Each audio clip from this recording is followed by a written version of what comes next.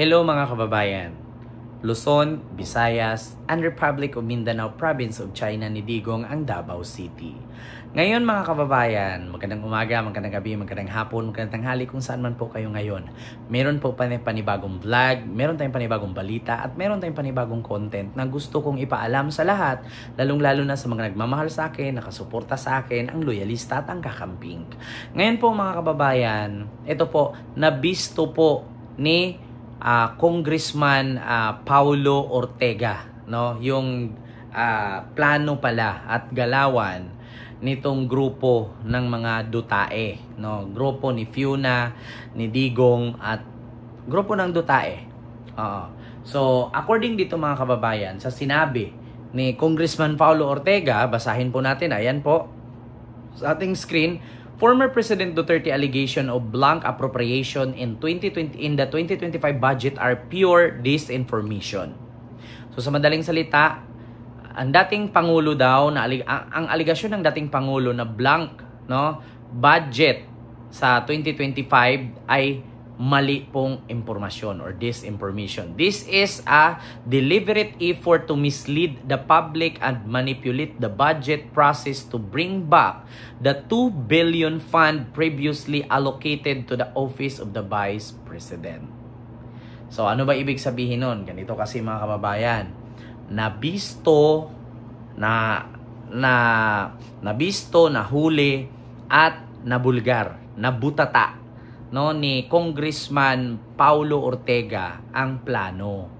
Kaya pala sinisira, tawag dito, ginawa ng kwento at binigyan ng meaning na kurakot-kurakot daw ni dating Pangulong Rodrigo Roa Duterte ang patungkol sa 2025 BICAM budget kasi nga ang akala siguro nila pag umaray, no, pag bumira si Digong, si Pangulong Bongbong Marcos aaray. Hindi, actually sa totoo lang si Pangulong Bongbong Marcos is a professional politics, professional person, professional politician. Bakit? Ayaw kasi ni Pangulong Bongbong Marcos yung gulo.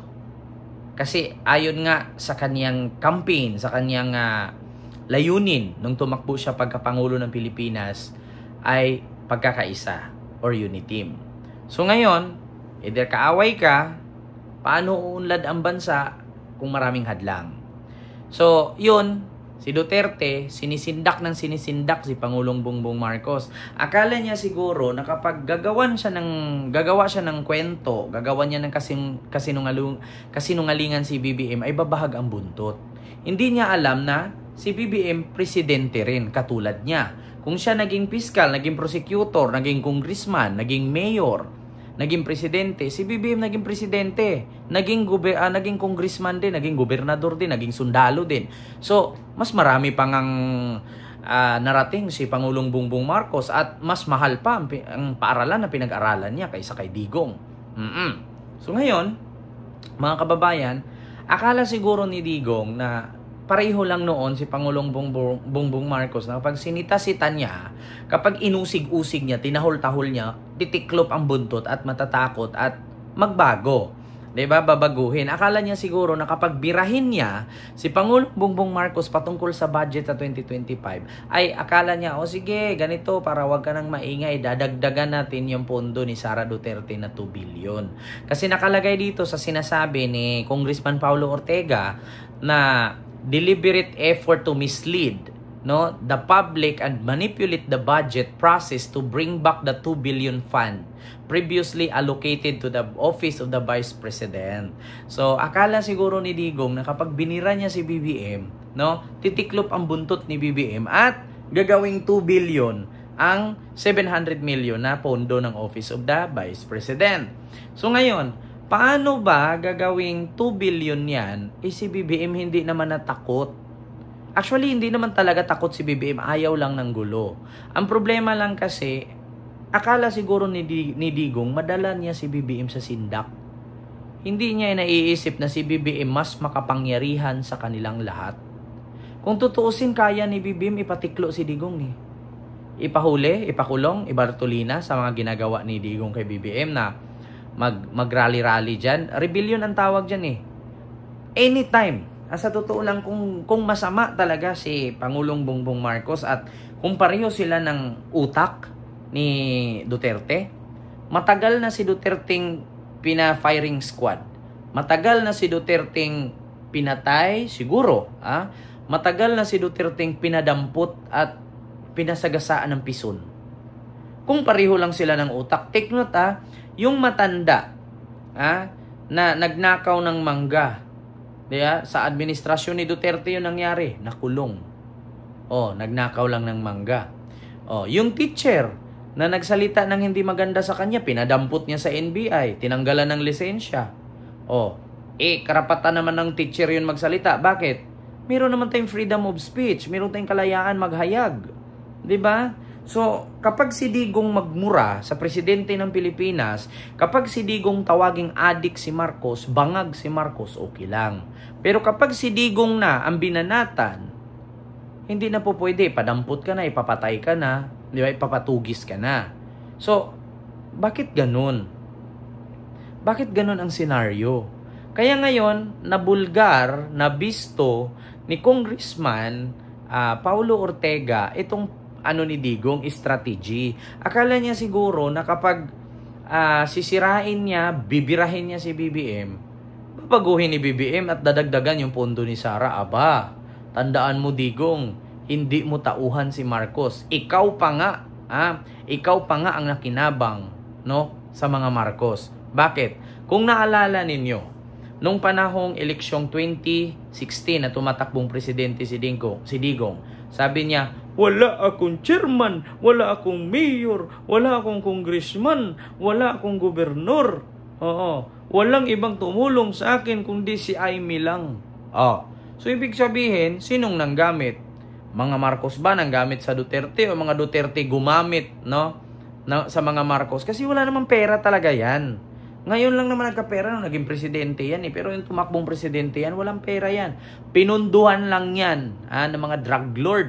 Meron ngang pinalabas si Senador or ex-Senador Antonio Trillanes no, na tumatakbong mayor ngayon sa Caloocan na ito daw si Digong nung eleksyon daw ay may nagpondo daw dito na pinapangalan ng Samitan. Sami Uy. Pinangalanan ng Sami Uy na nagbigay ng 100 million, mahigit 100 million plus, pangpondo daw ito sa campaign nila, political campaign. At pinaghahatian nga nila yun. Iba yung natanggap ni Sara, iba yung natanggap sa pangalawang asawa ni Digong, iba yung kay Digong, iba yung kay Baste. 4 sila daw naghahati doon sa 100 million. No, na tawag dito, campaign, political campaign nila noong eleksyon. Na para daw gamitin ni Sara, gamitin ni Baste, gamitin ni Digong. Bigay ni Sami Uy. Na kinikilalang drug lord daw ng Davao. Di umano drug lord daw ng Davao yan, si Sami Uy. Kaya sabi ko sa inyo mga kababayan, kakaiba talaga.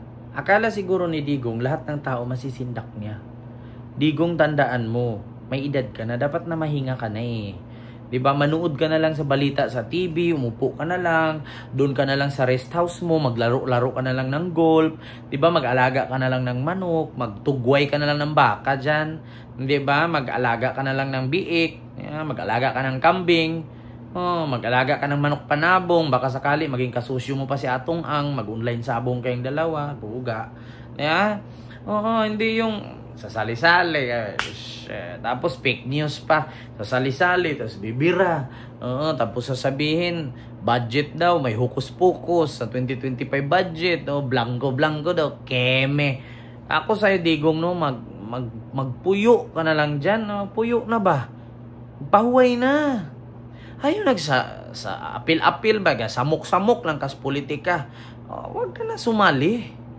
Utang na loob, Digong, kunti na lang yung buhay mo, mamamatay ka, hindi ka naabutan 2028, pag ganyan-ganyan ka pang nalalaman. Huwag na yung ganyan. Alam ng mga loyalista yan, alam ng kakamping yan, na may cancer ka. Kunti na lang yung buhay mo sa mundo. Diba? Ayan ang hindi kayang paniwalaan ng DDS na may sakit si Digong. Sa mga hindi po nakakaalam, si Digong po may cancer. Stage 4 na po yung cancer niyan. Parang Miriam Santiago po yan. Kung walang pera yan, patay na yan. Diba? So, ako sa'yo, former President Digong, magpahuway na ba? Pahuway na. Ihatag na sa ubang politiko ng pagkaposisyon na gusto ni mong balikan, ihatag na. Okay, ikaw nga, dugay na ka nagpolitiko, wala mang gyapoy nangyari sa Pilipinas, palpak pa rin. Kahit sabihin mo sa 100%, naka 80% ka, pero meron pa rin 20% palpak. Walang nangyari. Kahit pa buhayin, dagdagan pa yung buhay mo ng 100 years old, hindi mo kayang paunlarin ang Pilipinas. Bakit? Nadadala ka sa kickback. So yun lang mga kababayan, bistado ni Congressman Paulo Ortega. Ang estilo ni Digong na pangsisindak ni BBM. Akala niya siguro para baguhin ni BBM yung 2 billion tawag dito, proposed budget ng Office of the Vice President. Ano akala nyo kay BBM? Tanga? So yun lang, maraming salamat and see you next vlog. God first. Thank you.